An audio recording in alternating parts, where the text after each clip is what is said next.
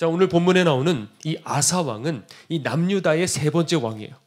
그런데 왕이 되자마자 어떻게 했냐면 난 하나님만 섬기겠다. 그래서 그냥 모든 우상 제단들을 다 깨트리고 산당들을 다 깨트려버리고 우리 다 함께 여호와만 섬기자 결단을 했어요. 자, 그래서 하나님께서 그걸 보시고 10년 동안에 복을 주셔서 평화롭게 해주셨어요. 그런데 이 아사 왕은 이 평화의 시기에 게을르게 하지 않고 그 당시 이제 중동의 이런 어지러운 정세를 다 알고 성읍을 굳건히 만들고 군사를 양성을 했어요. 그리고 10년 후에 전쟁이 터졌습니다. 구스 대군이 오는데 어느 정도냐면 100만 대군인 거예요. 자, 아무리 준비를 해도 100만 대군 앞에 이 조그마한 코딱지만한 이 남유다가 버틸 수 있어요, 없어요? 못 버틴단 말이에요. 그런데 이 아사 왕이 군사들을 이끌고 이제 골짜기에 이제 진열을 갖추고 이렇게 기도를 합니다. 그 역대하 14장 11절입니다. 아사가 그의 하나님 여호와께 부르짖어 이르되, 여러분들 부르짖어 기도해야 되는 거예요. 아멘. 부르짖어 기도하는 거예요. 자, 여호와여, 힘이 강한 자와 약한 자 사이에는 주밖에 도와줄 리가 없사오니 우리 하나님 여호와여 우리를 도우소서. 원하건대 사람이 주를 이기지 못하게 하옵소서. 여러분들 멋있지 않습니까? 사람이 주를 이기지. 지금 구스 사람들이 누구를 치러 온 거예요? 유다를 치러 왔어요. 그런데 뭐라고 말을 하냐면 사람이 주를 이기지 못하게 하옵소서. 저도 기도할 적에 이런 중요한 이런 좋은 대목들을 가지고 하나님 앞에 기도해요. 하나님의 약속이잖아요. 성경 말씀은. 사람이 주를 이기지 못하게 하여 주시옵소서. 아무나 이렇게 기도한다고 해서 응답이 될까요?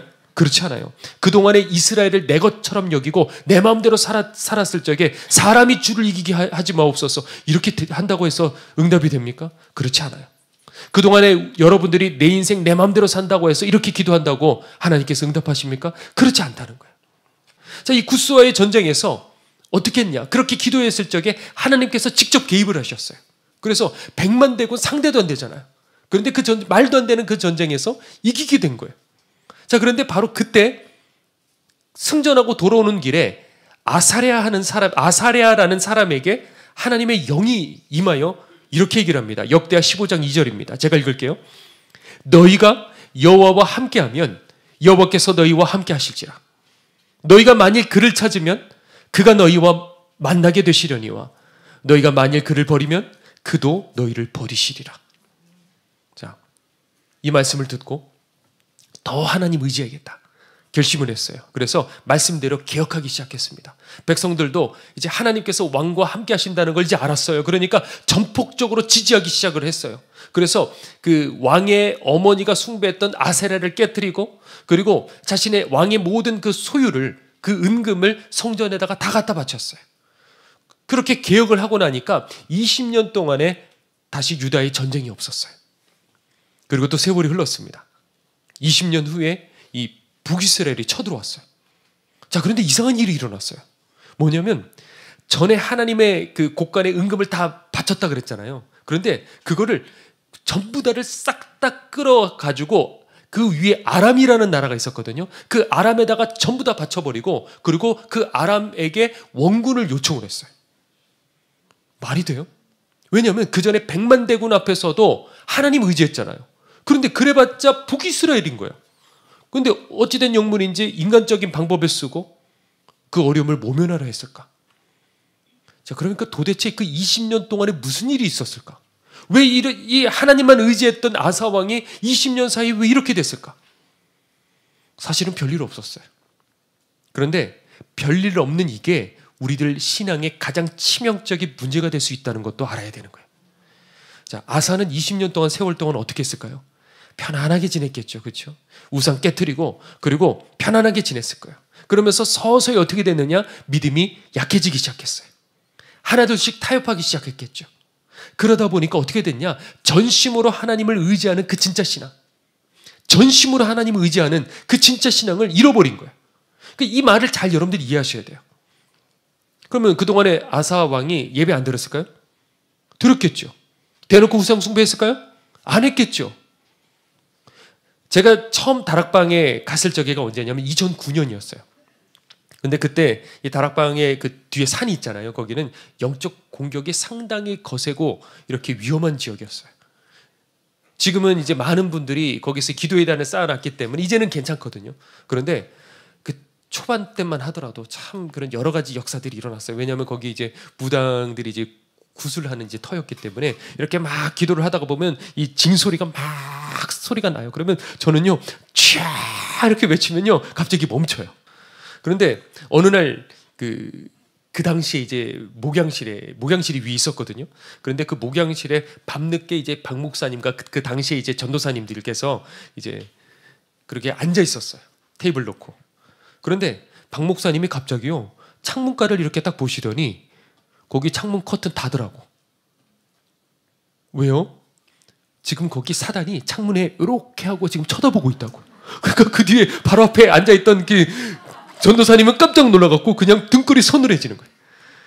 자, 문제는요, 우리도 지금 적이 안 보인다는 거예요. 차라리 그냥 사단이 나타나고, 아니 그게 좋다는 게 아니라 나타나거나 어떤 시련이 닥치거나 영적 분명한 공격이 임하거나 뭐 이러면 그걸 알아차릴 수가 있는데, 근데 사단이 더 무서운 건 뭐냐면 드러내놓고 하는 그 공격보다 우리 일상 속에서 조금씩 다가와서 살며시 다가와서 우리를 영적으로 하나하나씩 무장 해제를 시킨다는 거예요. 그 시절에 박 목사님께서 사역자들에게 이렇게 말씀하셨어요. 남들은 시간이 지나면 잘 되겠지. 나쁜 습관들 다 고쳐지겠지. 하고 그냥들 가만히들 있어. 시간이 지나면 그때 가면 다 회개하겠지. 그때 가면 회개하면 되겠지. 그런데 그때 가서는 이미 늦은 거야. 너희들 젊었을 적에 단호하게 칼같이 자르고 주님 위해서라면 가족이고 자식이고 아브라함처럼 딱 잘라버리고 그 길 걸어가는 종들이 돼야 된단다. 나이 들어서 딱딱하게 굳어버리면 절대 안 돼. 지금 하지 않으면 안 돼. 십자가의 길은 은혜로 가지만 또한 믿음의 결단 없이는 절대 못 가는 길이야. 그렇게 얘기하셨어요. 그러니까 여러분들도 마찬가지예요. 언젠가는 되겠지. 지금은 안 되고 나중에 회개하면 되겠지. 그때 가서 헌신하면 되겠지. 그때 가서는 내가 바로 살 거야. 여러분들 그렇게 생각하지 않습니까? 그런데 그때 가면 이미 굳어져 버리는 거예요. 자, 오늘 본문 9절에 보니까 진짜 믿음은 뭐냐면 전심으로 하나님을 향하는 거예요. 이거는 사람들은 이건 옵션이라고 생각할지 몰라요. 믿음 좋은 사람들이 하는 거라고 생각할지 몰라요. 그런데 이게 진짜 구원받는 믿음이에요. 그저 교회 출석하는 정도가 아니라 전심으로 내가 하나님을 의지하고 하나님 앞에 내 인생을 드리고 하나님 앞에 순종하고, 만약에 생각해봐요. 북이스라엘의 공격이 변변치 않았더라면, 그래서 남유다의 군사력으로 쉽게 북이스라엘을 제압할 수 있었더라면, 그래서 하나님께서 다 끝나고 난 다음에 하나님께서 함께 하셨다고 감사 한마디 하고 그리고 그 상황을 넘겼더라면 이 아사 왕이 자신의 신앙이 잘못된지 알았겠습니까? 지금 우리가 전심으로 하나님을 의지하지 않는 그 상황 속에 있으니까 지금 내 신앙이 어떤지 나도 모르는 거예요. 한때 한가닥 했던 그 무용담을 여러분들이 사람들 앞에 늘어놓을 수 있어요. 그런데 지금 내 속이 텅 비었다는 것을 누가 아는 거예요? 내가 아는 거예요. 다시 세상이 그립고요. 근데 이미 한 발 디디고 있고 지나가는 말 한마디에도 예민하게 반응하기 시작하고 가족들에게는 또 신경질적으로 반응하기 시작하고 점점 예배 시간이 부담스럽고 주님 앞에 헌신하는 것이 힘들기 시작하고 성령의 인도하심을 받은 적이 언제인지를 가물해지기 시작하는 거예요. 뭐 오늘 무슨 예배 한번 빠진다고 해서 무슨 일이 있겠어? 물론 사정이 있을 수 있어요. 그런데 그런 식으로 서서히 이유가 만들어지고 타협하기 시작하고 합리화하기 시작하고 서서히 무장 해제되기 시작하는 거예요. 그런데 더 무서운 건 뭐냐면 그렇게까지 내가 하나님을 의지해야겠다는 위기감, 어떤 두려움, 이런 것들이 우리들에게 없는 거예요. 왜냐하면 이미 길들여졌거든요. 구수 같은 이 외부의 큰 대적 앞에서는 기도로서 이겨나갔어요. 그런데 정작 내 안에 들어오는 이런 탐욕, 정욕, 미움, 교만, 이런 것들과 사람들은 싸우지를 않아요. 그러니까 북이스라엘이 사실 문제가 아니에요. 이미 내 안에 있었던 이 게으름과 나태함에서 아사 왕은 이미 거기서 졌던 거예요. 아무 일 없을 적에, 평화로울 적에 전심으로 하나님을 의지하는 그 신앙을 어느 순간에 놓쳐버린 거예요, 여러분들. 그게 문제예요. 그러니까 이 한 번의 예배를 통해서 우리 영혼은 얼마든지 거듭날 수가 있어요. 떠나가셨던 성령님을 다시 모실 수 있는 얼마든지 한 번의 예배를 통해서 역전할 수가 있어요. 그러니까 줄 성수한다는 그 생각을 버리십시오. 그냥 지키고 나 오늘 간다 이런 생각 버리십시오. 목마름으로 나오셔야 되는 거예요. 만일에 주님께서 오늘 이 자리에 서 계신다고 생각해봐요. 여러분들이 예배 어떻게 드리겠습니까? 정말 바닥에 그냥 이마가 닿도록 눈물을 펑펑 쏟지 않겠습니까? 자, 그런데 제가 얘기하고 싶은 건 뭐냐? 주님이 여기 계시는 거예요, 오늘. 오늘 우리들 가운데 계시는 거예요. 자, 그러니까 이 한 번의 예배를 위해서 어떻게 되느냐? 일찍 나와서, 지혜로운 자들은 일찍 나와서 눈물을 바닥으로 적시면서 중보로서 기도로 준비하면 되는 거예요. 그러면 그 똑같은 예배가 전혀 다른 예배로 바뀌는 거예요. 온라인 성도들도 잘 들으셔야 돼요. 한 달에 한 번이라도 좋아요. 그냥 그 자리에만 있는 것이 아니라 내가 뭐니까 타협하지 말고 뭐라도 좋아요. 한 번 이렇게 나오는 거예요. 그냥 시간을 드리고 하루를 그냥 드리고 그 한 번의 예배를 그냥 드릴 적에 하루가 다 갈 거예요. 그러나 하나님께서는요, 여러분의 그 발걸음을 보시는 거예요. 그러니까 불편해야 되는 거예요. 편하고자 하기 시작하면 우리들은 점점 망하는 길로 가는 거예요. 자, 그래서 이제 아사 왕이 어떻게 됐냐? 그때 이제 선지자 하나니가 찾아와서 전한 말씀이 이제 오늘 본문이에요. 자, 9절에 제가 한번 읽어볼게요. 여호와의 눈은 온 땅을 두루 감찰하사 전심으로 자기에게 향하는 자를 위하여 능력을 베푸시나니 이 일은 왕이 망령되이 행하였은즉 이후부터는 왕에게 전쟁이 있으리이다. 자, 여러분이 이 말을 들었다고 해봐요. 여러분들 포기하겠습니까? 전 포기 못해요. 아무리 저주의 말씀을 들어도 히스기야는 눈물 뿌려 회개기도 했어요. 그런데 아사는 이미 마음이 완악해졌어요. 그래서 이 선견자 하나니를 어떻게 했냐? 옥에 가둬버렸어요. 그러니까 하나님의 진노가 임했죠. 그래서 얼마 지나지 않아서 병들어서 이 왕이 위독하게 됐어요. 그러면 그때 가서 납작 엎드려서 그제서라도 회개해야 되지 않습니까? 옛날 은혜 받았잖아요. 은혜 체험했잖아요. 능력 같은 것들도 경험했잖아요. 그런데 죽어가면서도 끝까지 회개하지 않고요, 버티다가 결국 2년 후에 죽었어요. 비참하게 죽었어요. 그러니까 우리가 어떻게 태어났느냐가 중요한 게 아니라 우리가 어떻게 죽느냐가 중요한 거예요. 우리가 아무리 예수님 말씀 믿고 심지어 성령 체험해도 여러분들 결국 가봐야 하는 거예요. 끝을 가봐야. 천국에 이를 때 숨 돌릴 수가 있는 거예요. 그날이 이르기 전에 여러분들 절대 마음 놓지 마십시오. 그러니까 거짓 선지자들은 어떻게 하냐? 안심하라, 안심하라, 안심하라. 그 말에 여러분들 귀 기울이지 마십시오. 이 시대는 갈수록 세련된 예배, 편안한 설교로 가는 추세예요, 여러분들. 시대를 잘 읽으셔야 돼요. 문제는 그러다가 어떻게 되느냐? 이 불의한 재판관 앞에 매달리는 그 과부처럼, 말세 때 이렇게 된다 그랬어요. 불의한 재판관 앞에 매달리는 과부처럼 이 투박할 정도의 이런 간절함. 사람들은 이것을 천시하기 시작하는 거예요. 세련된 것에 익숙해지니까. 점잖은 것에 익숙해지니까. 말세 때의 특징은 뭐냐? 자기를 사랑하고 돈을 사랑한다 그랬어요. 거기에 익숙해져 버리면 뭐가 문제가 되냐? 자, 자기를 사랑한다. 이게 인본주의예요, 인본주의. 많은 교회가 여러분을 편안하게 만드는데 자꾸 맞추려 할 거예요. 근데 거기에 익숙해지면 어떻게 되느냐 하면 굳이 불편을 감수하고 희생을 감수하면서까지 하나님을 찾으려 하지를 않게 되는 거죠. 그러니까 거기에 하나님의 임재 증거가 없고 성령의 인도하심을 받은 체험을 경험하는 사람들이 별로 이제는 이 시대에 찾아보기가 어려워요. 그러니까 누구도 이런 불편한 진실을 얘기를 해주지 않아요. 왜 이런 얘기를 해주지 않을까, 사람들은? 왜 설교자들이 이런 말을 하지를 않을까? 왜 회개하라고 말하지 않고 전심으로 하나님 붙들라고 말하지 않을까?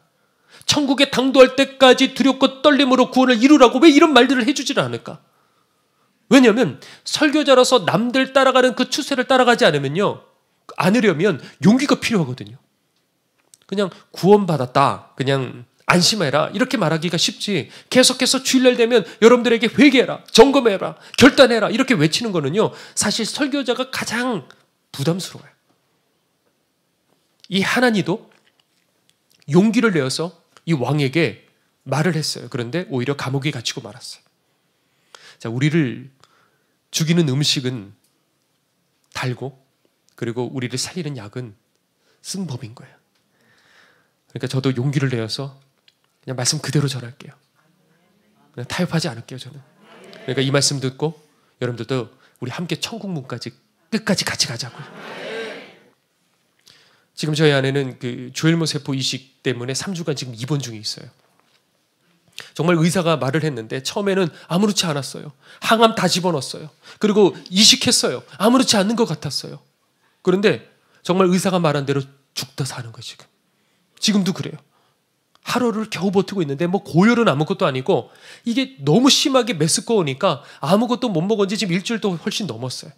그러니까 잠깐 두유를 마셨대요. 배가 고프니까 잠깐 두유를 마셨는데 피를 덩어리째로 그냥 침대에다가 다 쏟았어요. 또 쏟고 또 쏟고. 처제는 가서 보더니 계속 눈물만 흘려. 계속 울더라고요. 제가 아내한테 얘기했어요. 여보, 우린 하나님밖에 없어. 그래, 맞아, 우린 하나님만 붙들자. 그렇게 대화했어요. 이런 일들을 겪으니까 저부터도요, 자꾸 죽음 앞에서 생각할 수밖에 없어요. 이 시간에 다른 얘기 하겠어요? 그럴 수가 없는 거예요. 자꾸 마지막을 준비해야 되고 천국을 준비해야 되고 지옥에 떨어져서는 안 되고, 저는 그런 설교를 할 수밖에 없는 거예요. 언젠가는 사단이 작정하고 다 준비해 놓고 있을 거예요. 지금 이때 우리는 평안하다고 생각하는 이때 사단은 하나하나 차곡차곡 준비를 해놓고 마지막 때 달려드는 그 시련이 올게 될 텐데, 그때 전심으로 하나님을 의지하는 그런 사람은 우리 중에 과연 몇이나 있을까? 그때를 견디려면 지금 정신 차리고 지금 결단해야 되는 거야. 그러니까 지금 이 시간이 얼마나 소중한지 몰라요. 부를 수 있을 적에 마음껏 부르고, 기도할 수 있을 적에 마음껏 기도하고, 소리칠 수 있을 적에 마음껏, 여러분들 소리치십시오. 아멘할 적에도요, 마음껏 아멘하십시오. 그러니까 멀리까지 갈 것도 없어요. 일제강점기 시절에 그 신사참배 문제 때문에 많은 사람들이 어려움을 겪었어요. 그때 대다수의 교회는 어떻게 했냐? 신사참배는 우상숭배가 아니고 국민의례일 뿐이라고 그렇게 가르쳤어요. 그런데 주기철 목사님이 그걸 거절하셨어요. 그래서 어떻게 됐냐? 목사직에서 파면당했어요. 지금이야 우리들이 그렇게 얘기하죠. 그런데 다 그런 상황이 벌어졌을 적에 항상 진리는 그런 거예요. 그러니까 사람들은 그 속에서 뭐가 진짜인지 아닌지, 이거 국민의례지 뭐, 타협하는 거예요. 그런데 주기철 목사님의 순교가 무엇이 성도가 가야 되는 길인지 기준점을 하나님께서 보여주신 거예요. 하나님의 방식은 이런 거예요. 우리가 생각하는 것과 전혀 다른 거예요. 그런데 주기철 목사님 혼자서는 이 세찬 바람을 홀로 버티기가 너무 힘들었어요. 그런데 그 뒤에 버팀목이 되셨던 분이 그 오정모 사모님. 그래서 주기철 목사님이 이제 투옥을 당하시자 이제 일제는 어떻게 했냐면 그 평양의 산정형 교회, 시무하셨던 그 교회를 폐쇄시켰어요, 강제로. 그러니까 사모님께서는 어떻게 하셨냐? 흩어져 있는 그 성도들을 하나하나 다 다니면서 신방을 다녔어요. 그리고 금식을 밥 먹듯이 하셨고, 그러니까 몸이 쇠약해질 수밖에 없는 거예요. 계속 금식을 하시니까. 그런데 얼굴에는 빛이 나더래요. 그러니까 그 당시에 뭐 이렇게 귀신 들려갖고 날뛰는 사람도요, 사모님이 딱 나타나면 잠잠하고 순한 양이 될 정도로 영적 권위가 있었대요. 순교하시기 얼마 전에 한 번은 순사가 가족들을 지하 취조실로 불러들였어요. 나이 많으신 어머니, 그리고 사모님, 그리고 14살 난 어린 아들, 막내 아들.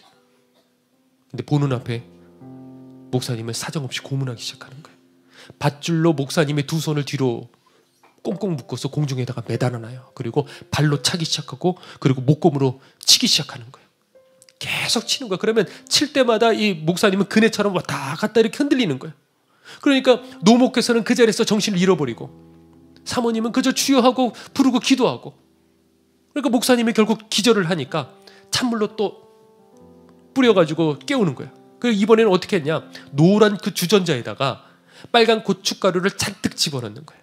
그리고 거기에다가 물을 잔뜩 부어놓고 이 코와 입에다가 벌려놓고 계속해서 집어넣기 시작하는 거예요. 그래갖고 배가 농구공 두 개만큼 이렇게 부풀기 시작하는 거예요. 그렇게 마르셨던 분이. 그리고 또 기절하셨어요. 그리고 또 다시 깨우는 거예요. 그리고 이번에는 어떻게 하냐? 목사님 보라고 사모님을 이번에는 똑같은 방식으로 묶어가지고 공중에다가 매달았어요. 그리고 치기 시작하는 거예요. 그리고 발길질을 하기 시작했어요. 그러니까 그 가냘픈 몸이 2, 3미터 그냥 떼굴떼굴 구르기 시작하는 거예요. 그러면 사모님은 주여 주여 외치기 시작하고 목사님은 깍지를 끼고 무릎 꿇고 거기서 기도하는 거예요.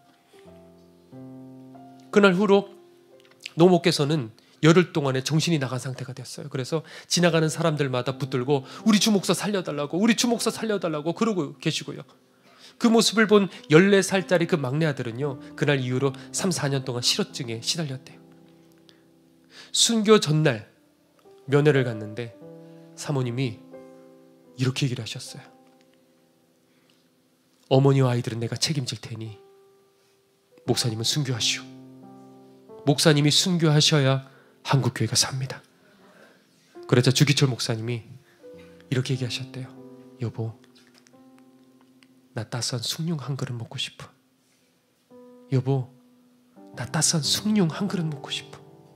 그게 목사님의 마지막 말이었어요. 사모님은 단호하게 얘기를 했지만 돌아 나오면서 얼마나 마음이 무너지겠어요. 내가 한번 되돌아볼 걸. 내가 한번 따스하게 말 한마디라도 해줄 걸. 한국교회 미래를 짊어진 목사의 사모로서가 아니고 한 남편의 아내로서 한번 따스하게 말해주고 싶었는데 돌아오는 길에서 한없이 그렇게 울었대요. 그렇게 해서 이제 광복을 맞이했고 우상 숭배에 동참했던 그 교회들은요, 이제는요 주기철 목사님을 우상화하기 시작했어요. 교회에다가 목사님의 동상을 세우려고 막 그렇게 하니까 사모님이 어떻게 주 목사가 하나님의 영광을 가리냐고 반대하기 시작했어요.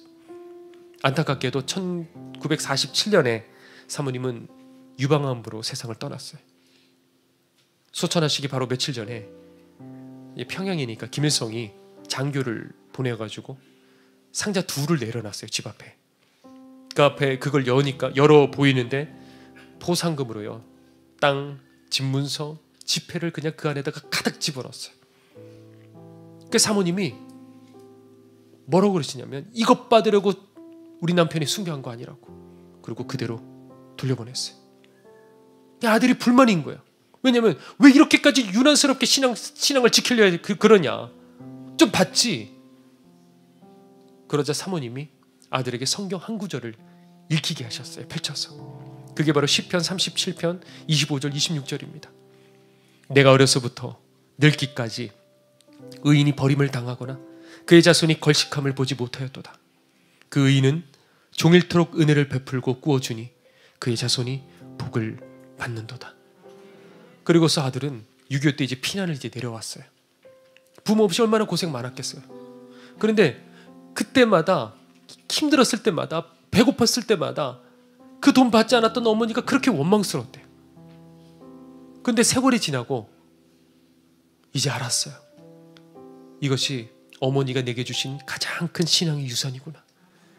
여러분들, 신앙은 나이에 달려있지 않아요. 주기철 목사님이 잡혀 들어가셨을 적에 사모님 나이가 불과 36살이었어요. 그런데 그 시련 속에 목숨을 걸고 자신의 신앙을 지킨 이들이 있었기 때문에 한국교회가 지금도 존재하고 있는 거예요. 지금 그런데 만일의 시련이 다시 닥친다고 한다면 이 상태로 한국교회는 얼마나 버틸 수 있을까? 과연 우리는 얼마나 신앙의 절개를 지킬 수가 있을까? 사단은 지금도 서서히 여러분들을 나태하게 길들여서 작은 하나에도 쉽게 무너지고 부서지는 그런 체질로 만들어가고 있어요. 여러분들 거기에 적응돼서는 절대 안 돼요. 지금은 뭘 해야 되냐? 전심으로 하나님을 찾을 때예요. 회개, 결단, 순종, 헌신, 기도를 통해서 여러분들이 직접 하나님의 능력을 체험하고 또 체험하고 이것이 평화로운 그 이 시기의 때에도 계속해서 여러분들 삶에 이어져야 되는 거예요. 작은 시련이 여러분들에게 닥쳤을 적에 그때 여러분들의 영혼을 단련시킬 기회인 거예요. 그럴 때 갑작스러운 마지막 환난이 닥쳤을 적에 예비된 사람들을 통해 하나님께서는 그때 일하시기 시작할 줄로 믿습니다.